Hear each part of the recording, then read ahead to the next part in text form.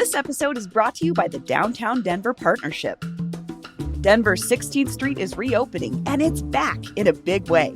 On Saturday, October 4th, the Downtown Denver Partnership is hosting an all-day celebration from Market Street to Broadway to mark the completion of Denver's iconic Main Street revitalization. Starting at 11 a.m., 16th Street will come alive with a mile-long celebration featuring a brass band parade led by Guerrilla Fanfare, an REI scavenger hunt, and a local heroes music lineup. Learn more and RSVP at downtowndenver.com/grand opening. This episode is brought to you by Wise. Wise is the app for international people using money around the globe. With Wise, you can send, spend, and receive up to 40 currencies with only a few simple taps, and save up to 55% compared to major banks. Plus, Wise won't add hidden fees to your transfer. Whether you're buying souvenirs with pesos in Puerto Vallarta or sending euros to tip your Colosseum tour guide, you know you're getting a fair exchange rate with no extra markups. Be smart. Join the 15 million customers who choose Wise. Download the Wise app today or visit wise.com. Learn more by visiting wise.com/US/compare. T's and C's apply. Today on CityCast Denver, what or who is standing in the way of the mayor's work to bring life back to downtown Denver? Would you believe it's the mysterious owner of Lakeside Amusement Park? Me and producer Paul Caroli are going deep on commercial real estate and busted old roller coasters. Plus, a new shuttle to Red Rocks is starting up soon, but not for concerts. Why? Today is Tuesday, September 23rd. I'm Bree Davies, and here's what Denver's talking about.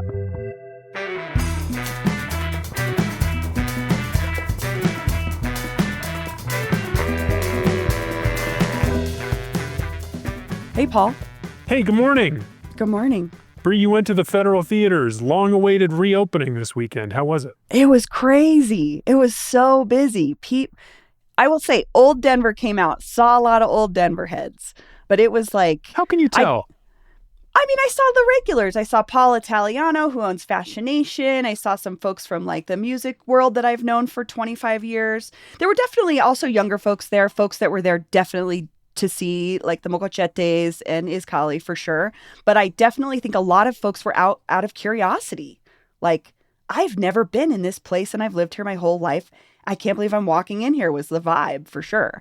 I got there late because I was at another show. My husband was playing at Globe Hall, but so I only caught the tail end of Izcalli, but it was packed inside. And I know that they have heard this feedback already, but they have to get some ventilation in there. It was... Oh, was it stuffy? It was a sweat box. It was insane. It was so hot. It was so... Even the poor bartenders that are like on the front where the doors are. My friend Erica, I mentioned her before. She was like, oh, it's been awesome, but it's been so hot. So I would just say beware until they get that figured out. Just wear a tank top or something because you will sweat your ass off. Do they have a coat room? I don't think so. Because winter's coming and it's like, and they don't have parking. Yeah, I mean, that's so I'm going to have to park far away and then walk there. I'm not going to a concert anyway, but hypothetically. That's the risk you take though, as a Coloradan who goes to this kind of stuff. Because I remember as a teenager, I would go in my band shirt and whatever and not wear a jacket and be freezing waiting in line because I knew once I got inside, like the Bluebird felt like this too. I remember back in the day. And they would just open the back doors sometimes, like where they load in and out. And then you'd get this rush of icy cool air. But I don't even think they could do that because it wasn't that cold that night. So it's beautiful. It was awesome. Everybody came out. It looked like they had great crowds both nights, which was so cool to see. But like, just be prepared. It's hot AF in there. Good to know. Good to know. That's news you can use. Yes. Anyway. Well, before we get to our top story, I wanted to do a quick call out because we're working on a show about coffee shops. Yes. The weather is turning. It's getting a little chillier. And we want to know where are Denver's best and specifically most coziest? Cozy. Yes. Most coziest, welcoming coffee shops in the city. We know you've got takes. I know I've got my own takes. Vibes. You know what? I'll just say it now. The What? new Corvus Coffee up in Rhino it's like, I don't know, it's in this new novel apartment building. Mm. I know, some people don't like that kind of thing, but that new Corvus, I love Corvus. They got great coffee and this space is beautiful. They got huge windows that face to the east. So in the morning, it's so bright and they have a That's really nice. nice long, like leather couch space. So it's a great Yeah. place to go work in the morning. Great. That's my current number one fave.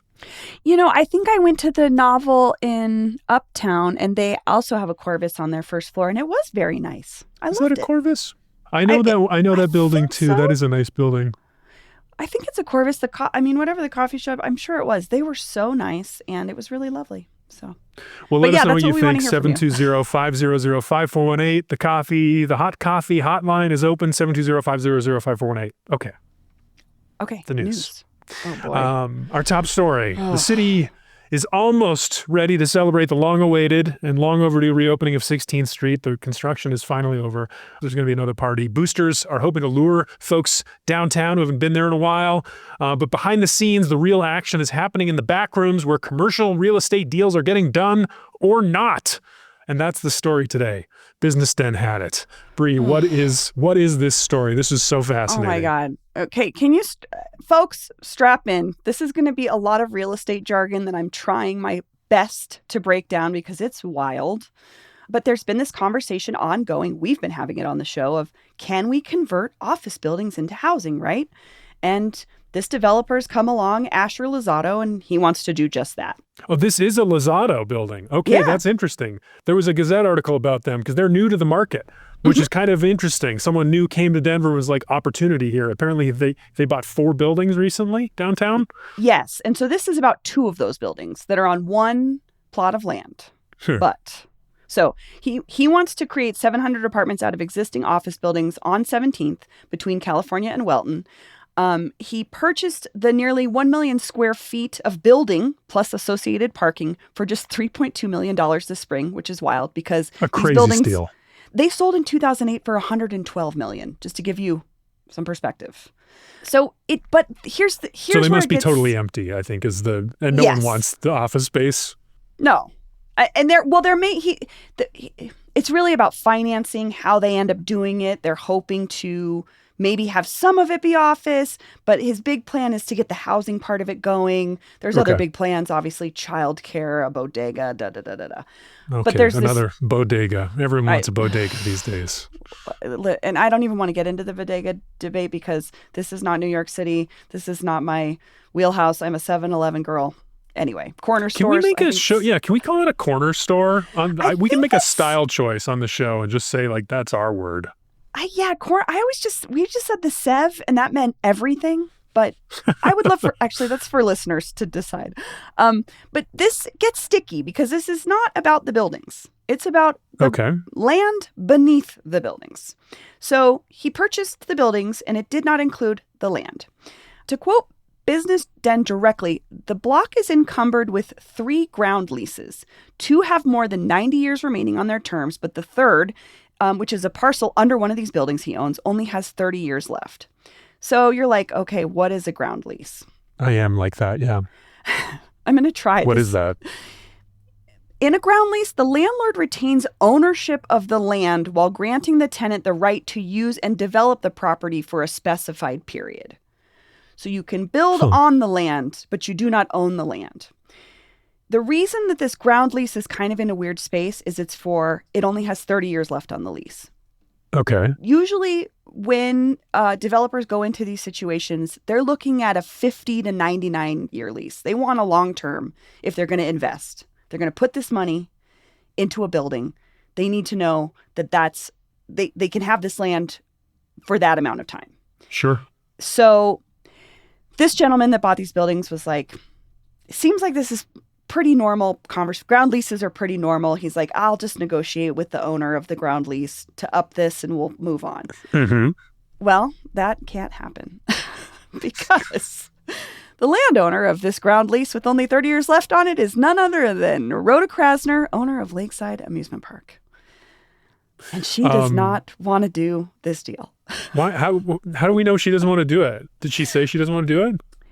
So Rhoda and her daughter, Brenda Fishman, have not responded to requests for comment from Business Den. And the developer said, quote, in his conversations with them, there's a point in our email chain where I sent 14 emails without a response. She is saying the former owners, the people that Lozado bought the buildings from, had been paying a yearly amount to the Krasners. They've been paying a ground lease of $42,500 starting in 2015. This was when the building was appraised for that amount. They've been paying that amount since 2015. No problems.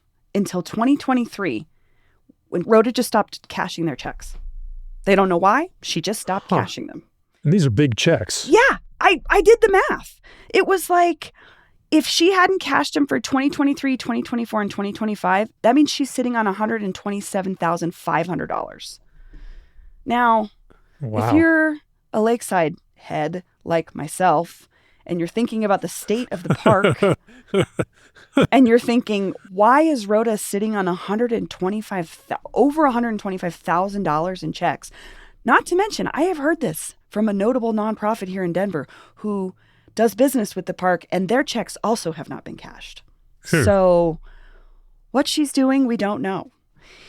So he reached out to her and said, hey, like, let's, can I just keep paying this? Can we up this lease?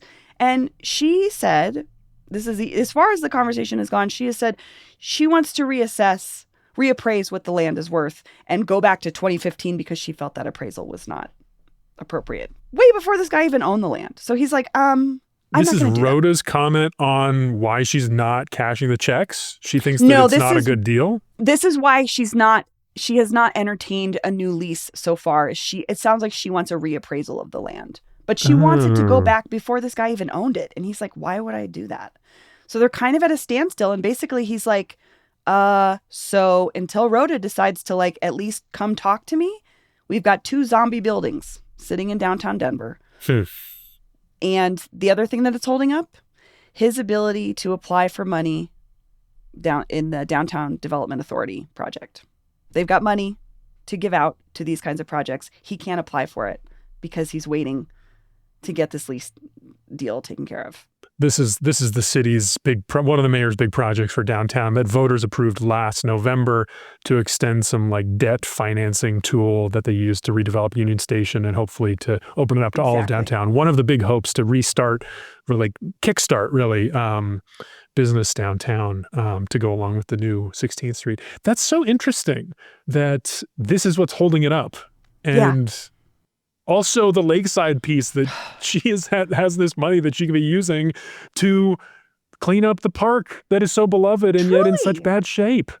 Truly. And again, like I said, last time I was there, the folks I talked to that work there love that place just as much as us that go there love it. And like to know that she's sitting on these checks, that's nuts. Yeah, something is clearly happening there. Yes. We should try to talk to her, figure out what's up. We should, because that's my frustration is like it's mentioned in every single article you ever read about Lakeside, and it is mentioned in this Business Den article. The Krasner family and Brenda Fishman, her daughter, are notoriously, quote, tight-lipped to the press, which I understand why. There have been previous instances decades ago where things didn't go so well for Rhoda in the press, but that doesn't mean that she shouldn't be like, this is interesting because it's holding up development downtown and it's kind of reflecting on the state of the park itself too. It just feels like Denver could really use you coming out and talking about what's going on right now, Rhoda. I'm so frustrated. What do you think this says about downtown though? Because the Lakeside piece is interesting, but the downtown piece is interesting too. I mean, it's part of this big conversation that's essentially an experiment of, can we make this downtown work? Because the other component I think of this is this guy wants to renovate these old office buildings. These are buildings from the 50s and 70s, which from what I understand are a little easier. The way he was describing it, they're a little easier to convert than say a building from the 80s or the 90s.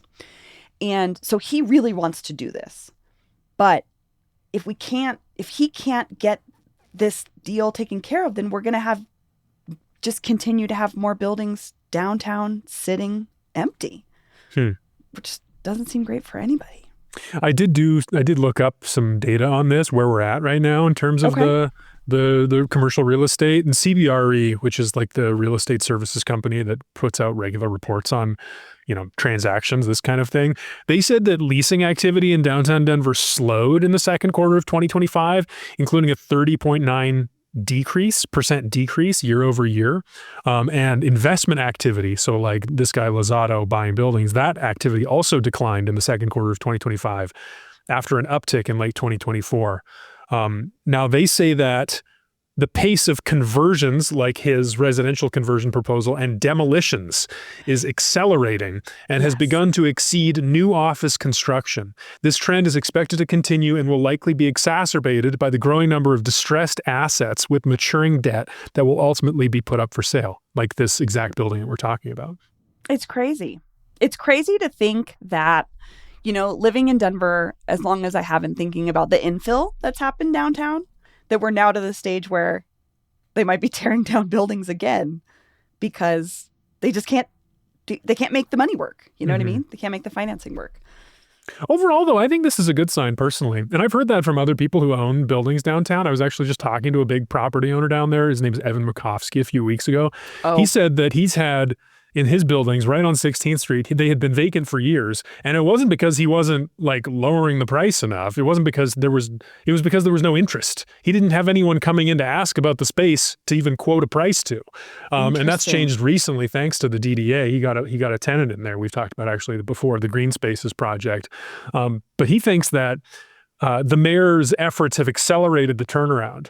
He's predicting the bounce back is going to happen in like 3 to 5 years instead of 5 to 10 years now. And that for the first time, that's what he says. And for the first time, this is a quote, he's in the market to buy property again.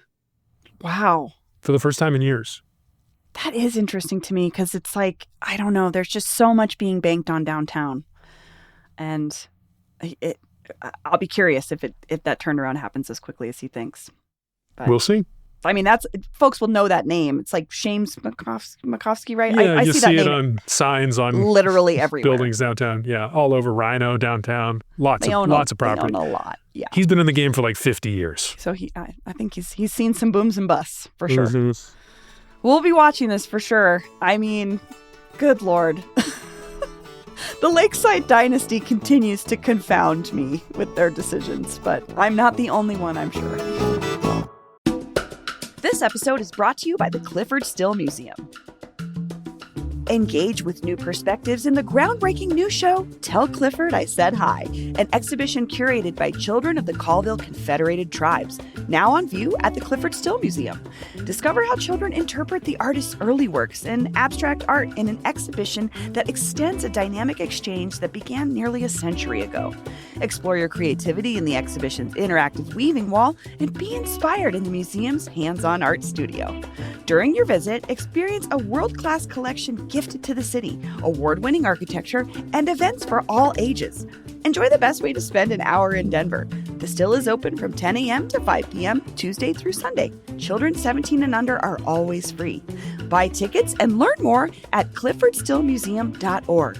That's cliffordstillmuseum.org. And if you walk into the front of the museum, my voice is in the welcome video, so you might recognize me and my beautiful family. This episode is brought to you by Window Nation. It's September and the temperature has dropped. No better time than now to replace your old or builder-grade windows with custom-built, high-quality windows from Window Nation. Get the windows you want to protect and beautify your home and choose from over 1,500 styles and colors. Plus, installation crews finish the job in 1 day or less, so you can enjoy your cozy home with minimal disruption.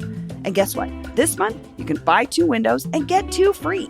And you can put 0 down, make 0 payments, and pay 0 interest for 2 years. That's right, you could pay nothing until 2027. You know what? Maybe I'll convince Greg to put a window in the studio.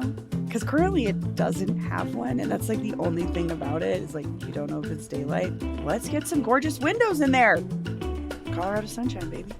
And don't wait. They've got a flash sale happening through September 30th. If you buy 2 windows, you can get 2 free, plus an extra 10% off, plus no interest for 2 years. Schedule a fast free estimate now with Window Nation at windownation.com. That's windownation.com. Well, let's talk about this next story because I also feel a little frustrated by this story as well. Yeah, I get it. Let's talk Red Rocks. Okay, so in particular, we've heard this idea before. This transit service to and from the concert and outdoor venue space, Red Rocks. But I don't know if there's been movement on it. How would you describe what we learned? I don't know. Last Friday, we got a press release or we got information in Friday afternoon. Well, the press release was very clear. It was a very, very exciting announcement of a new transit service to Red Rocks. The whole coalition of local governments and nonprofits like Dinosaur Ridge, a lot of people involved, announcing that RTD had ponied up $840,000 for a 3-year run of this service starting next summer. That will be shuttle service from a variety of locations and including Red Rocks. So you'll be able to get picked up at the Jefferson County Government Center, Golden Station, Matthews, Winters Park, the Martin G. Lockley Center, Dinosaur Ridge, Red Rocks Trading Post, downtown Morrison, the Morrison Natural History Museum, and get to Red Rocks easily. Now, you'll note that none of those is Denver. No. But of course, the Jefferson County Government Center at Golden Station does connect to the W line. So that's where the connection is for those Denverites who might want to get to Red Rocks via light rail and then shuttle. It does sound like a pretty good service. It sounds like it'll come at least frequently. It's ADA accessible, these shuttles, and they're going to operate every 15 minutes from 9 a.m. to 5 p.m. on Saturdays, Sundays, and holidays, again, starting next summer. 9 to 5 on the weekends. To me, that says we are not serving the concert population. I think that's correct. Yes, this has nothing to do with concerts, despite the fact that this project started that way in the reporting. And if you look back at the old reporting on this, the two people who've been working on this most recently are Jefferson County Commissioner Andy Kerr and Denver City Council member Daryl Watson, who represents District 9, which is like 5 Points, National Western area, downtown. Well, not downtown anymore. That's Chris Hines. Right. So those two have been talking about this since 2023, according to past reporting in the Denver Post, and then recently in the Gazette. And if you look at the old reporting, you'll see very clearly that they had been talking about concert schedules and trying to accommodate late night coming out of Red Rocks. Let's help these people getting out of Red Rocks get home. But that is not what this new service is going to do at all. That is just not included. That's perplexing to me. My guess is like it's just a pilot program, so they're trying out what they can with the financing that they have. But I'm just struggling to. That seems like the biggest issue is concert season traffic.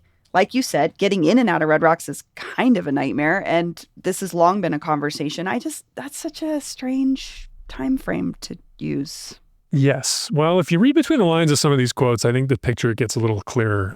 Ian Thomas Tafoya, a friend of the show, past guest, he's also been working on this for a long time. He says he hears people about being critical about concerts not being included. And quote, they want the whole tamale all at once, but we're going to phase it in. And that's the process. So he's seeing this as like an incremental step towards possibly concert service eventually. I mentioned the past reporting. The Denver Post said last year that RTD's board did discuss this proposal of extending hours on the W line. But then General Manager Deb Johnson said there are no plans to extend service. At the time, they were talking about service reductions. If you'll remember. So there was no talk about extending service to accommodate this shuttle. And now here's where it gets interesting, because there's a quote from Denver Department of Transportation and Infrastructure Transit Director David Krutzinger in the Gazette. He writes, or he says, I think it's possible, he's talking about concerts, I think there's just more logistics that have to be worked out to make the service easy for people to use, he says. There would have to be a lot of things worked out with private buses, shuttles, and ride shares as well. There has to be a balance in the marketplace so you're not putting them out of business. What? Is he talking about ride share? Well, rideshare, I think, is one of them, but apparently, I've just Googled this, but there's a thriving market of private shuttles. There's like Red Rocks bus, there's private buses, they'll charge, I think some of them are quite expensive, but there's like party buses that'll take you out there. And we're worried about impacting the party bus market? That apparently, according to Mr. Krutzinger. That doesn't, That's an interesting take from a public office that's in charge of transit. Yeah, normally you hear from these people like, yes, we want to make it easier for people to use public transit, and we want to provide more service to more people. But we know how cash-strapped RTD is, and we also know that they're not the most, ambitious agency always, or forward-looking, There's probably been a million studies about this and how expensive it would be, and versus other priorities across the system. Think about a Red Rock shuttle that's going to help, a certain type of concert-loving person versus like increasing the frequency of an inner city bus service in Denver for someone to get to work every day. I think those are the kinds of decisions they make. I hear that, but I also just think that's like just shows you how drastically underfunded these kinds of projects always are. And then they're held to that kind of standard where, but like, I mean, I know it's not the same money, but like we can expand the highway, but we can't expand, you know what I mean? It's just like, it just feels like baloney. Ugh, we should talk about this other quote from Kritzinger. Speaking of expanding the highways, he said to the Gazette, Kritzinger noted, this is just a Gazette quote, Kritzinger noted that adding a handful of shuttle buses to the already congested roadway traffic during peak concert travel wouldn't provide the high level of service they envision. He did add that there could be a way to widen the existing road to add a dedicated bus lane, but said that nothing concrete had been decided just yet. Oh man, these folks, man, they get so high on this idea of expanding any possible roadway they can. Like, no, I mean, the whole purpose of providing shuttle service would be to get folks out of their cars to decrease that congestion and hopefully make the bus a better option. Sure, I understand where like the bus doesn't have its own dedicated lane yet, and that makes it less appealing. But like we have to have the option first for folks to even make the decision to get out of their cars to begin with, right? Yeah. I don't know. For the record, the W line does run pretty late at night on Fridays and Saturdays currently. Does it run? It runs until 1:25 a.m. on Friday and on Saturday till 2 a.m. Okay, that's much later than I thought because actually I was looking at bus service in front of the Federal Theater, actually, and it only runs until midnight, which doesn't make it a great option for folks. But the W line seems okay, but that only takes you so far. Yeah. Right. Yeah, you'd still want a shuttle like the one they're proposing to take you from Red Rocks to this Jeffco government center, which, again, sounds like the most inconvenient possible thing ever to get to and from Red Rocks, personally, for me, if I'm making these decisions. But that could be an option. Like, it's not the W line that's restricting them on Fridays and Saturdays currently. This just feels like such a Colorado problem. Oh my God. I'm so frustrated. Yeah, we have these beautiful things that are kind of far away and they sure are nice to drive to. We do love to drive to them. Yeah. Well, I want to know what our listeners think because I know our listeners feel very strongly about transit and this conversation is fascinating. Let us know what you think about this shuttle service. Do you think this pilot program is a good start? Do you think they're missing something or do you think we're missing something? Give us a call, 720-500-5418. Let us know what you think. Man, I'm all revved up about transit, Paul. What's new?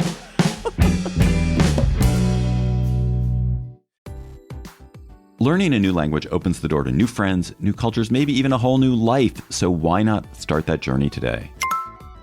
I'm CityCast CEO David Plotz, and I'm learning Spanish with Babbel. Babbel's conversation-based technique quickly teaches you useful words and phrases about the things you actually talk about in the real world. I've been practicing my Spanish with Babbel's AI conversation partner.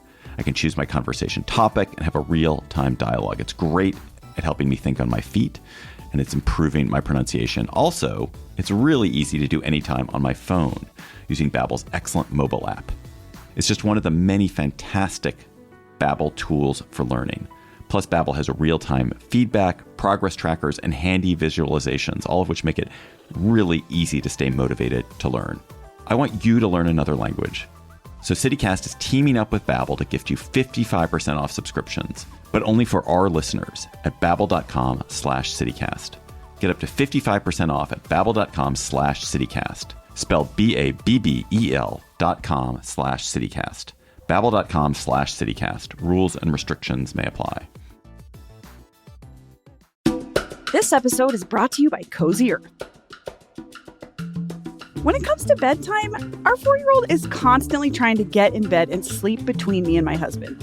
And while we try not to relent, because if you know anything, kids have to sleep in their own beds if you want to have a sane and happy life, trust me. But sometimes we give in. So, how do you keep a kind of tiny queen-size bed comfortable with 2 adults and 1 wiggly kid in it? 2 words: Cozy Earth. These sheets are like sleep magic. The moment we hit those super soft pillowcases, it's lights out, baby. You can try Cozy Earth sheets risk-free right now with their 100-night sleep trial. Try them out. If you don't love them, you can return them, hassle-free. They also offer a 10-year warranty, but trust me, once you feel this level of comfort, you'll want it to last a decade. Head to CozyEarth.com and use code CozyDenver for 40% off. That's code CozyDenver, and you get 40% off. And if you get a post-purchase survey, please make sure to let them know you heard about Cozy Earth right here on CityCast Denver. Because your bed should be more than a place to sleep. It should be your happy place. Cozy Earth makes that possible. Shall we do a quick listener comment? We got just a couple minutes here. Okay, so we got a text here. As we do every Tuesday, we like to answer some listener questions and comments. This is a text directed at you, Bree. They write, I hope you ask Paul Lopez about being delinquent on paying property taxes. Not a good look, even if he is busy. This person is asking about, we had said that we were going to talk to clerk and recorder Paul Lopez, and then that episode aired on Monday. People are hearing this on Tuesday. This person goes on, also wondering how much you drive versus take public transportation. Do you take your child on the bus with you to the museum or other outings? Do you commute to work on the bus? Go grocery shopping for your family via bus? Thanks, David in Mayfair. I think those questions are directed to you. I think so too. No, I mean, I would love for David to come and sit with me at the Alameda bus stop sometime and see what that experience is like. But I will say, no, I don't. I've actually looked up like what the buses it would take to do some of the things that I do regularly. And it's often 2 to 3 times as long as it would take if I drove. So I would love for that to be a better option for me. My fingers are crossed that BRT happens here. I've talked about this on the show. I'm hoping this becomes an option for my kid at least, but no, I do not. I will say my mom responded to me directly about our conversation about the west entrance to the zoo. Oh. And she was like, that's the only entrance we used ever when you were a kid. Oh, interesting. And I did not remember that at all. So as usual, your family has secret parking spots. My mom would probably be like, we took the bus, but I know we did not. Like, I know we did not do that. I used to take the bus. I took the RTD bus to school, and my siblings and I took the RTD bus to school. I'd say that's the last time I regularly used the bus outside of living in another city where I had no other choice, which is New York City. Yeah. And I didn't have a car, so no. We should probably address the property taxes piece here, because we saw this report. CBS had reported this about Lopez after he started speaking out about the mayor and being very critical. They reported that clerk and recorder Paul Lopez hadn't paid about $1,700 in property taxes from last year. Yes. And then the reporting made very clear that he promptly paid them as soon as he was asked about them, basically. And it sounded like he wasn't aware of this, but we didn't ask about this. Do you want to explain why we chose not to talk about this? Honestly, Paul, I don't remember other than it was like a small amount. Yeah, it just didn't seem like that big of a deal. I mean, he explained it in the article, to be honest. They already asked him about it, and he said it wasn't like a personal attack on the mayor. It was just, I forgot to pay them. Yeah, I mean, I have to be honest with you, that reporting felt pointed in a way like, I mean, not to say that it's not important that we all do our share and show up, especially as civil servants. You want to be a good representation to your constituency, but $1,700 and he paid it immediately. Yeah, it just felt like kind of small potatoes for us to talk to him about other bigger stuff we wanted to talk to him about. Yeah, it felt like implication. And then once he responded to it, it was like, well, okay. Yeah, there was no there to me. And he had so many real, reasonable, like pointed critiques of actual policy decisions. And there were real disagreements that I thought were so much more important to clarify and make sure people understood than this kind of like personal, smoke and mirrors thing. Personally. Yeah. So that was our reasoning, but that's a totally fair question. Thanks for asking, because we also saw that news as well. It was definitely out there. Again, you can always send us questions, feedback, thoughts on any previous shows, or anything you want to ask us about. Our hotline is always open, 720-500-5418. You can also text us on that line, or you can send us an email, denver@citycast.fm. And we love to hear from you. We really do. Paul, this was great. Thank you so much. See you next time.